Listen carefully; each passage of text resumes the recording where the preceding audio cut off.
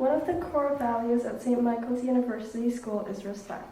With this in mind, we acknowledge that our school rests in the heart of Strait Salish territory, a living culture with its own rites, ceremonies, and unfolding history. We honor the Esquimalt, Songhees, and Wissanich peoples, whose homelands we share and whom we recognize as our neighbors. Hi everyone, my name is Kira, and thank you for coming to the final Smooth Talks event. Smooth Talks is a student-run club allowing individuals to gather and inspire each other through speeches and expression, and the theme for tonight is food for thought. My name is Tina. We will be your MCs for the night. Unfortunately, Vivian Liang, one of our speakers, is not able to make it tonight. However, we are so glad to have members of the debate team, a student speaker, a musical performance, and a guest speaker to welcome onto the stage. First, let's give it up for the debate team.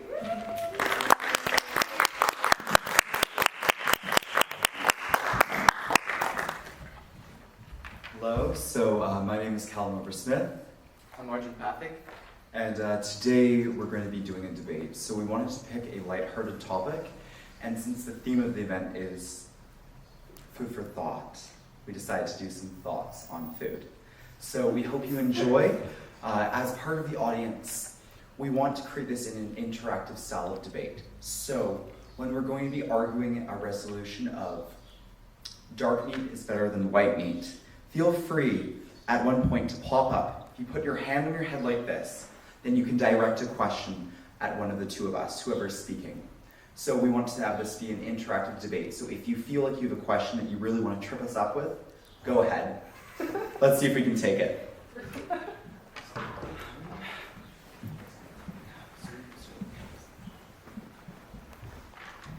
Honorable judges, esteemed opponents, and wonderful spectators. Today, we are debating the resolution, this House believes that dark meat is better than white meat. I will be your first proposition speaker. Today, my team, just me, will be having 3 points today. First of all, dark meat is just by far a more delicious form of chicken. 2, dark meat is also more convenient. 3, it's just funner to eat. I'd like to start with my first. Oh, yes, ma'am. Why is it more convenient? That's what I'll get into. Okay. Thank you, Ava. Okay. My first point. Dark meat is more delicious. Not only does dark meat have a higher fat content than white meat, it's also juicier and softer. I love it. My second point today is that dark meat is more convenient to eat. Have you ever been at work or been at school? You have a slow cooker on the counter. You can easily throw thighs, wings in there, and cook it all day long. Because it can't overcook, it has too much fat content. Yes, ma'am. Would you agree that dark meat is not more convenient to raise? Dark meat is not more convenient to raise. Like cows? Oh, okay. I'd like to, sorry, I forgot to say the parameters. So, dark meat is what we define as chicken that is like thighs or legs, that is softer to eat. White, right? Am I correct in that? That's correct. Yeah. White meat is stuff like breast. It's breast, right? That's generally, as my next point will say, is dry. Okay. My third point is that dark meat is just more fun to eat. Listen, it's hard to eat white meat. We all know that. Your jaw gets tired after eating the... Do you remember the Sun Center? I love the Sun Center. Okay, I love the Sun Center so much. But when they serve that white meat that's just dry, I don't like it. I'm a little bit critical of Sodexo when that happens. Yes, ma'am, please. What if you like dry meat, though? You know, I don't like dry meat. I don't have any data that backs me up that says most of the population likes juicier meat. But I would say that the general consensus is that more people like... Okay, I'm going to move on. Sorry. I'm just going to continue on my points. Do you mind sitting down? Thank you. I'm so sorry. I'm so sorry. Okay. In conclusion, because of all these points, white meat is dry, it's not fun to eat, it's inconvenient, it gets dry in the fridge. In conclusion, I believe that this resolution must stand. Thank you very much.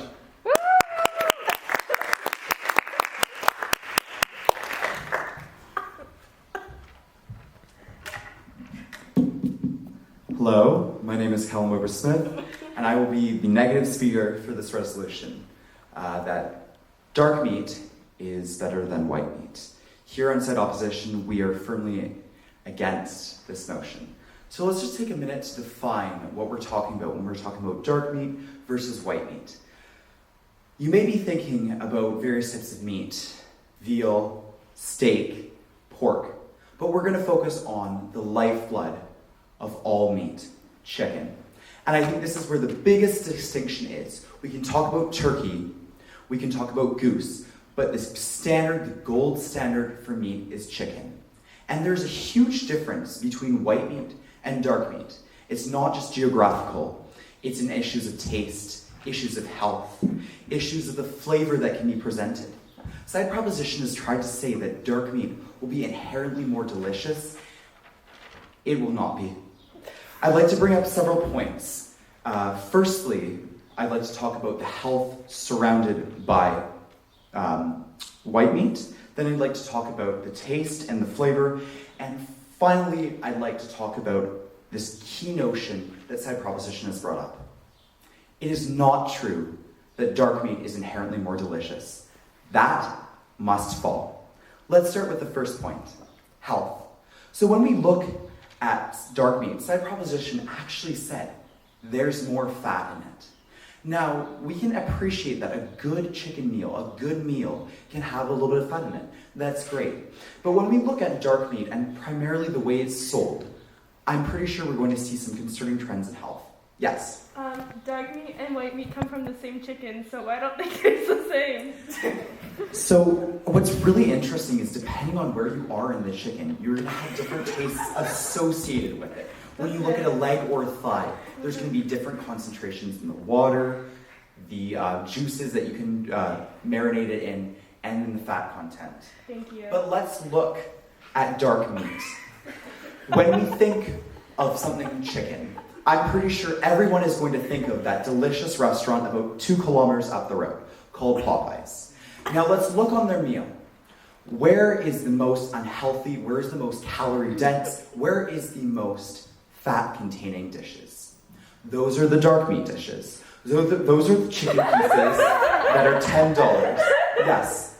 But, Callum, wouldn't you agree that generally people don't go to Popeyes for their health?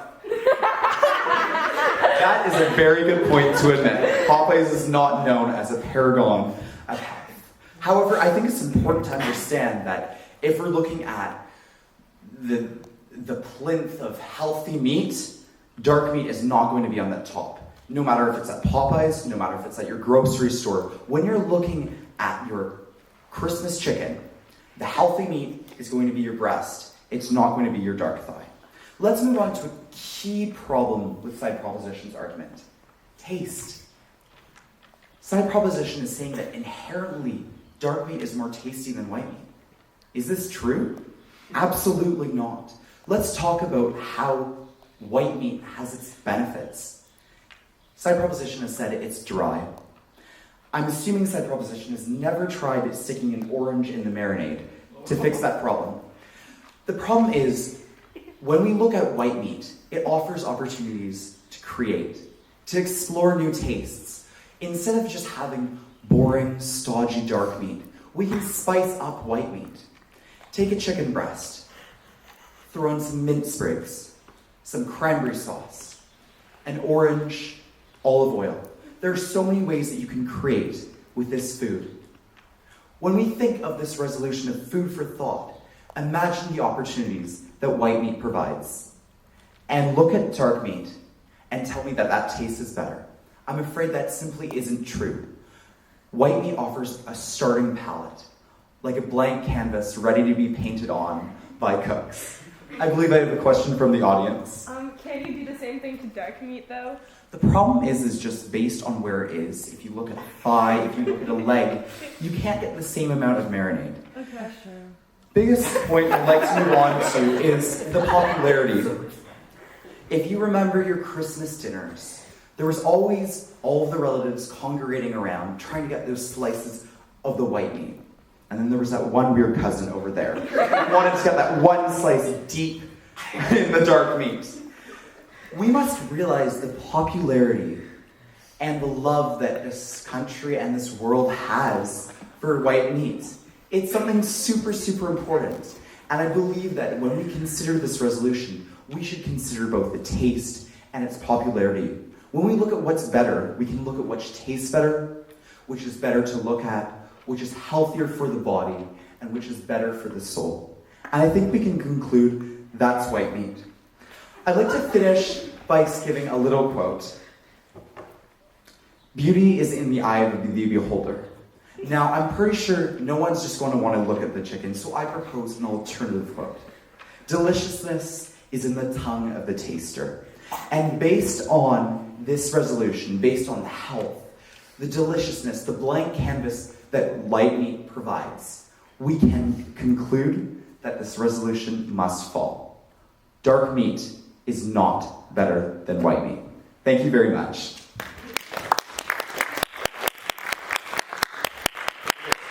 So now what we're going to do is have a rebuttal period, which will be shorter than our 2 periods, where we'll just try to rebut each other's points. Okay. Hello everyone, I'm the second proposition speaker for the resolution. This House believes that dark meat is better than white meat. While my esteemed opponent did make some alright points, I'd like to rebut them by starting off with a quote from Thoreau. Oh. Most men live a life of quiet desperation. And all I'm saying is, Callum, you must be living a life of quiet desperation if you don't think dark meat is by far better than white meat. You clearly never had a delicious chicken chow mein made with delicious, fatty chicken thigh. Listen, chicken breast just doesn't do the same thing. It doesn't add the needed oil and flavor that you need in a chicken chow mein. As for your point about health, I'd like to say, a balanced diet of fruits and veggies allows for dark meat, what some would call the Mediterranean diet. That's all I have to say about health. You kind of write about the rest of it. Okay? That's all I have to say. Thank you very much.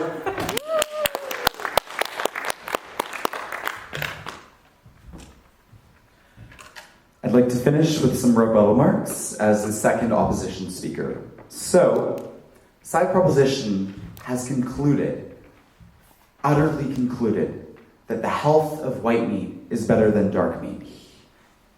Side proposition has tried to equivocate by saying we can bring that up with fruits and veggies. But honestly, when we look at it from a health standpoint, one is better for your body. One is also better for your soul. Think about the opportunities that white meat provides. I'd like to move on to one other point. Slow cookers. When side proposition tries to tell us that slow cookers are a valuable way to spice up your dishes, I'd simply like to argue that this is another appliance that is not needed. Think about the variety that can be offered from white meat versus dark meat with its one appliance. I believe that we can say that white meat is just more creative. So, as this resolution and this debate comes to a close, I'd like you to all picture the difference between dark meat and white meat. Think about grease congealing on the bottom of pans, fried chicken that tastes good in the mouth, but sour in the soul. And then I'd like you to think about white meat, the times at Christmas and Thanksgiving where your grandma cooked with cranberry sauce to go right along with it. We can say that white meat is inherently more healthy, but we can't just say it's for the body, it's also more healthy for the soul. Because of these reasons, we believe that this resolution should fall. Thank you very much.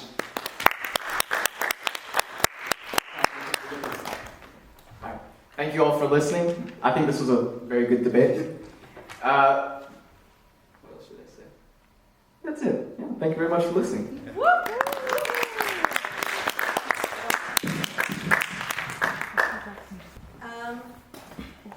That was an amazing way to start off the show. Next up, we have our first student speaker, Mike, who will speak about what it means to be both average and unique.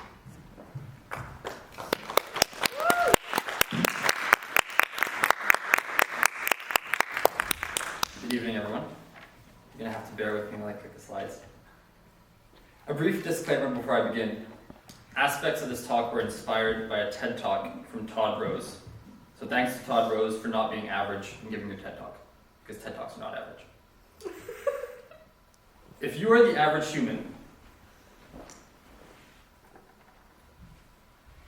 and exhibit the most common characteristics around the globe, this is who you are. You are someone who identifies as a woman, named Muhammad, who makes less than $2.50 a day, is 28 years old, and you look like this.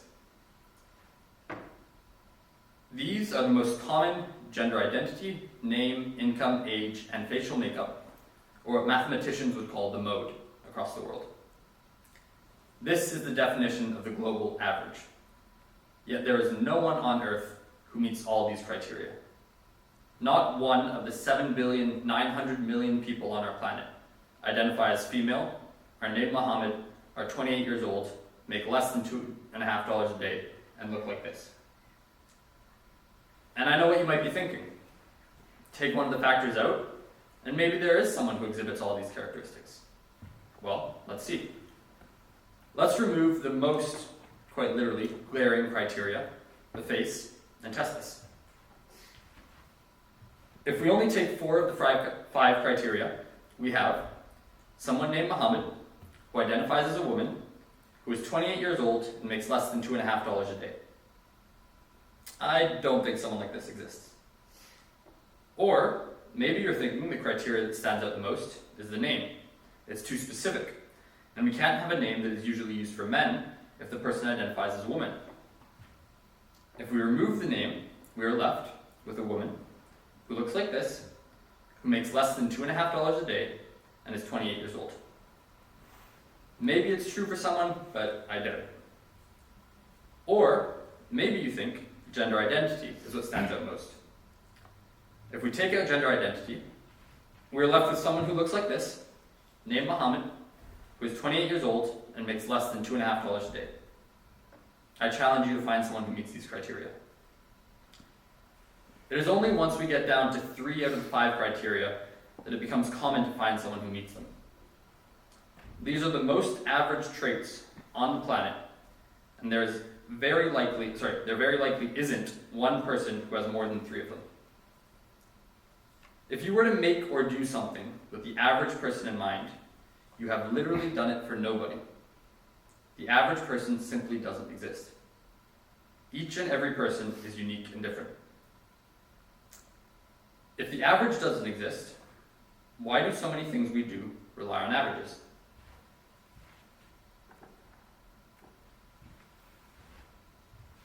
We use average criteria to design and build everyday things. The design of our education systems are based upon the average student and learning style. Our phones are designed for the average user. Homes are built for the average family. Healthcare systems for the average citizen. Cars for the average driver. And so often, the only way to get something other than average is with money. Do you need a special procedure? It will cost you. What about a specialized learning environment? It will cost you. Disability-friendly access to buildings or transportation? It will cost you. Let's take the education example. Every student is different and has different strengths and weaknesses. There are many criteria we can use to evaluate students, such as memory, vocabulary, fluency, curiosity, reading, language, cognitive function. The list goes on and on. No one student excels in all these areas, and no one student fails in all these areas. If we were to take the most common ability levels for each criteria and teach based upon those levels, no one would be suited to that learning style, as no one is average. Students would find their individual talent exceeds the level being taught in a certain area. and their needs would not be met. At the same time, they would find areas where they trail behind the average, making it hard for talent to stand out and be nurtured. For example, Cindy is gifted at math, but she struggles with reading. She finds school difficult because math textbooks assume everyone is reading at an average level. Each time she goes into a math test, she has no problem with the content, but struggles reading the questions, and it becomes a reading test instead. This makes it very difficult for her to showcase her talent and be recognized for her brilliance. Instead of designing for average, let's design to be inclusive. There is no average person, so designing for average people will never work. Individuals are not one-dimensional and have many aspects to them. Everyone is different. Everyone has strengths and weaknesses. We must learn to create things that encompass those on either end of the extremes and everyone in between. By doing this, we might very well find that people are treated better, feel more accepted, have greater opportunities to succeed, and don't fear what should be granted. Gender, racial, social, political, civil, economic, and educational equality will all be easier to come by if we think inclusively. I'm going to leave you with a quote from one of my favorite authors, Dr. Seuss. Today you are you. That is truer than true. There is no one alive that is youer than you. So be you, stand tall, and be accepting of others, because everyone is different, and we can all do better together. Thank you.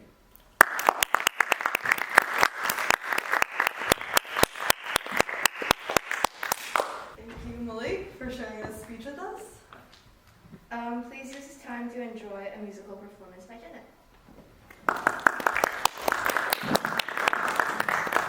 Right. So hi everybody. It's been amazing so far. Like with Malik's speech and like the debate on like chicken. It's been really great.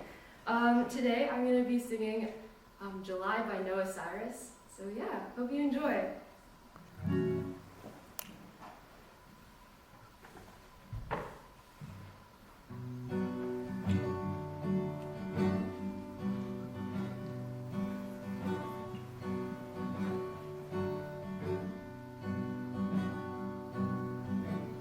I've been holding my breath, I've been counting to 10 over something you said. I've been holding back tears when you've thrown back fears. I'm alone in my bed. You know why I'm afraid of change. Guess that's why we stay the same. So tell me to leave, I'll pack my bags, get on the road. Find someone that loves you better than I do, darling, I know. 'Cause you remind me every day I'm not enough, but I still stay. Feels like a lifetime just trying to get it by while we're dead inside. Done a lot of things wrong, loving you being one, but I can't move on. You know why I'm afraid of change. Guess that's why we stay the same. So tell me to leave, I'll pack my bags, get on the road. Find someone that loves you better than I do, darling, I know. You remind me every day I'm not enough, but I still stay. If you want me to leave, then tell me to leave, and baby I'll go. You remind me every day I'm not enough, but I still stay.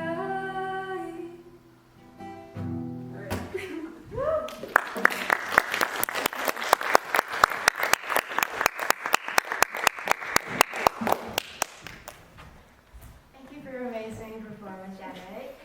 Welcome back to the second half of the Smooth Talk. We're going to welcome our last guest, our guest speaker, Miss Perry.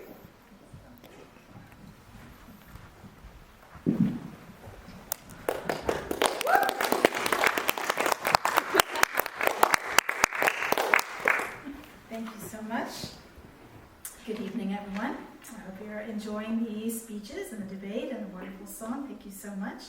My name is Megan Parry, and I'm honored to have been invited to speak at tonight's event. But before I get into my talk, I'd like to try something. I'm going to play an audio clip, and I'm interested in hearing what you make of it. You'll have to listen probably quite carefully because I don't think it's very loud. Ready? Okay. One more time. Okay, thank you. All right, just hold on to that, and we'll try something else. So this is actually an iconic image. It's a dress, yes. But what's controversial is what color is it? So just take a note.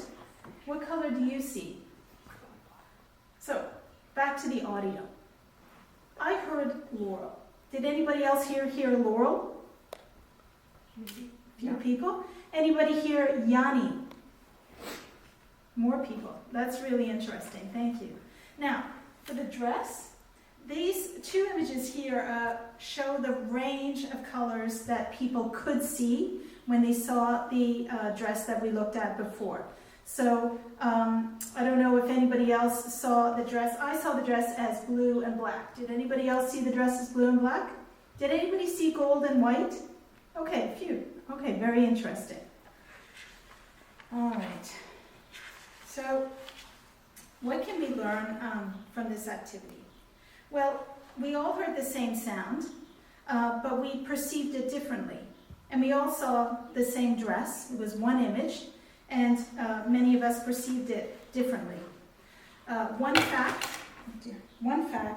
and different perceptions. And these days, even facts can be the subject of controversy. So what if one of you heard Laurel and your neighbor here tonight heard Yanni? Or what if one of you saw the dress as blue and black and your neighbor saw the dress as white and gold? Would you hate your neighbor? Would you threaten your neighbor? Maybe even try to cancel your neighbor? I know it sounds ridiculous, but that's actually what's happening in the world of public discourse. So a few weeks ago, actually, on May 11, 2022, at a rally in Peterborough, Ontario, NDP federal leader Jagmeet Singh was threatened and harassed and physically intimidated. He was told to stay the F out of Peterborough because he didn't belong there.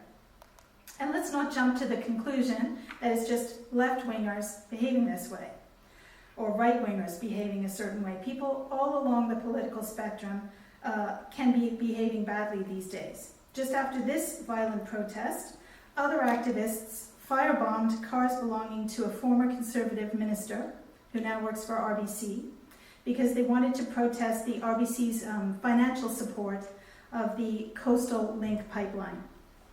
These protests are motivated by strong differences of opinion, and they're examples of what I would call disrespectful disagreement.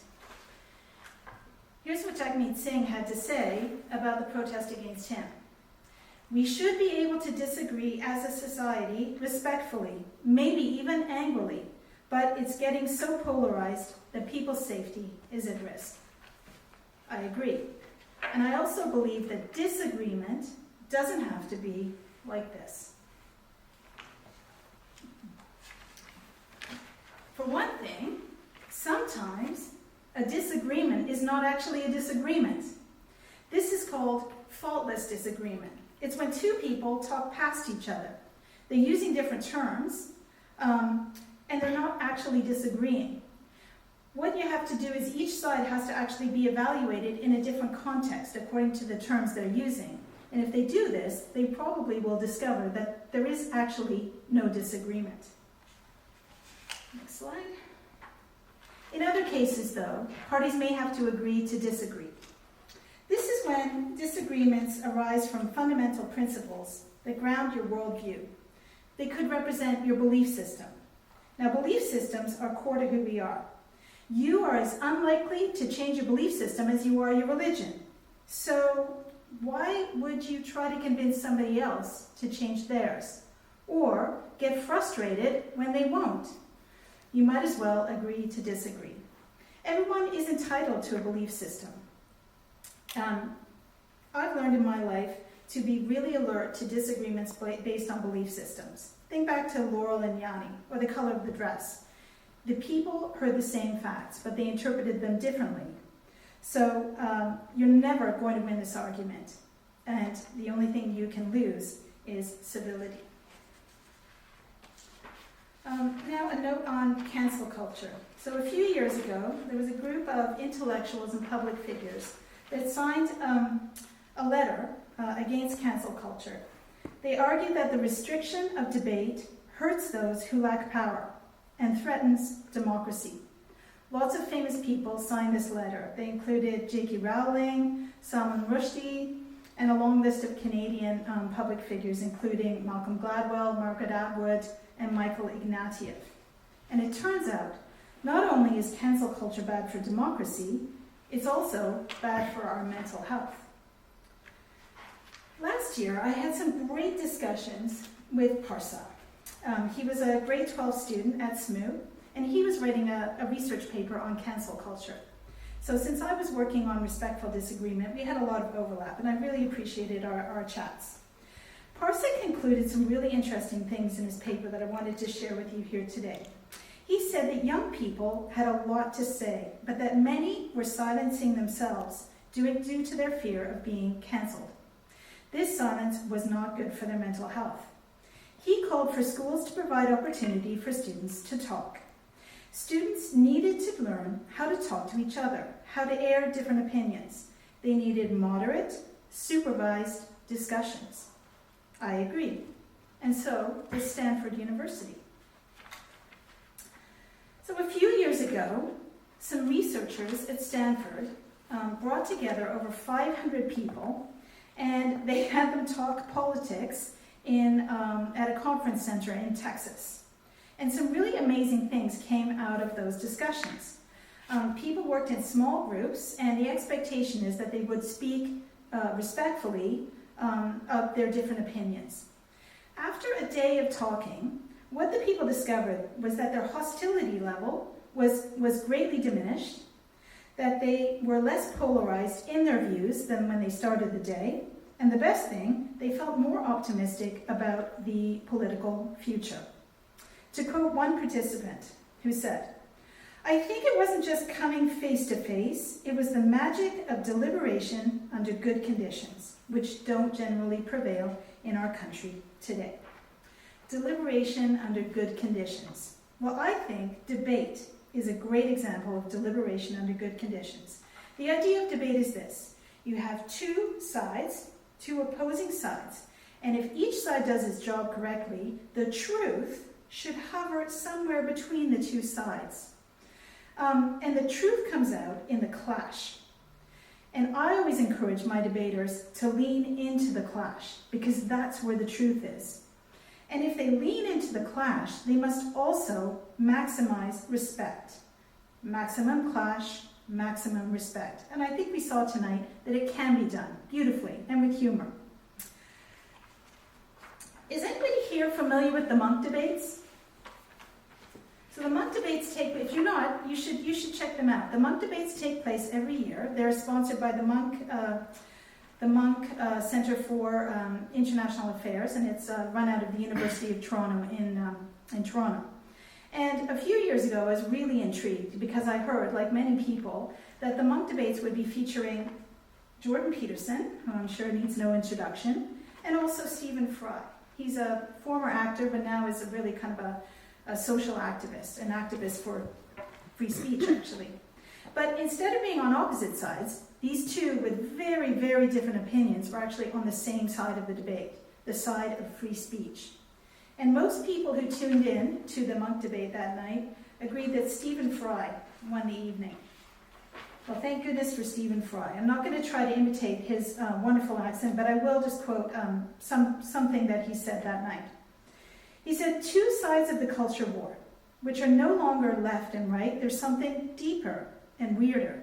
something drifting further and further apart every week that passes, such that each is standing on its own ledge, yelling at the other, and neither is listening. Well, if people can disagree with respect, they will find that good things come from disagreements. The New York Times tells us that we can learn many things from disagreeing. We can learn to cope with conflict. We can learn resilience. Disagreements help us define and clarify our own convictions and develop good arguments to support our own convictions. They help us find creative solutions to criticism. Ultimately, and most promising, disagreements lead to innovation. And that's got to be a good thing. Anybody else catch the Netflix series Shtisel? No? Well, I loved it. It's set in Israel, and the characters speak Hebrew and Yiddish. I learned a lot of really cool Hebrew phrases, but that's not the point. My point is this. In the show, in almost every episode, one character will say to another, request a kind of formal chance to talk about something important. And the other character will say not sure or okay, as we probably would here in North America. The other character on this show will say, I'm listening. Isn't that cool? I'm listening. It's an indication to the speaker that what the speaker has to say is important. The listener is focused, engaged. It's also a reminder to the listener to listen actively, because active listening is such an important part of communication.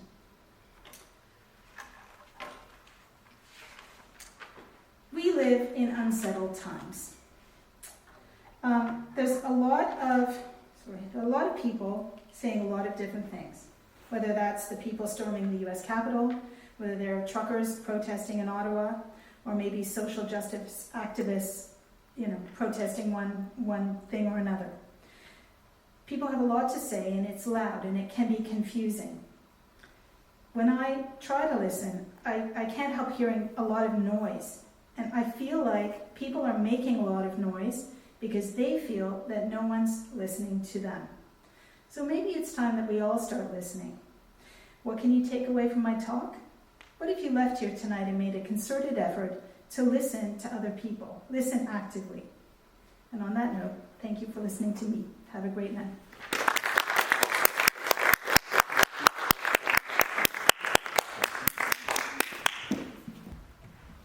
Thank you, Ms. Perry. That was truly a wonderful speech.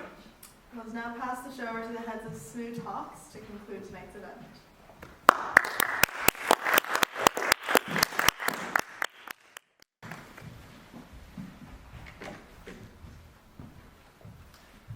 Just before we wrap up, we'd like to give a few thanks to those who help our club through the school year.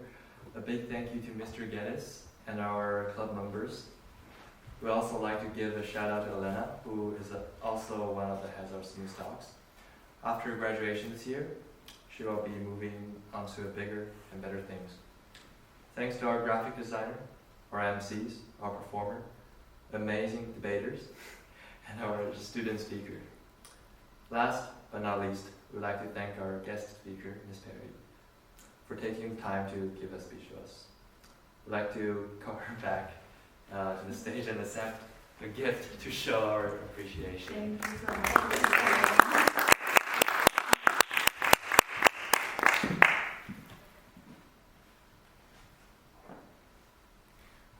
So that concludes tonight's event. Thank you so much for coming. There are extra snacks in the back if you would like to finish those up. And for any club members, speakers, MCs, graphic designers, anyone who helped put on the event tonight, please stay behind just a bit so we can get a picture at the end. Thank you so much for coming.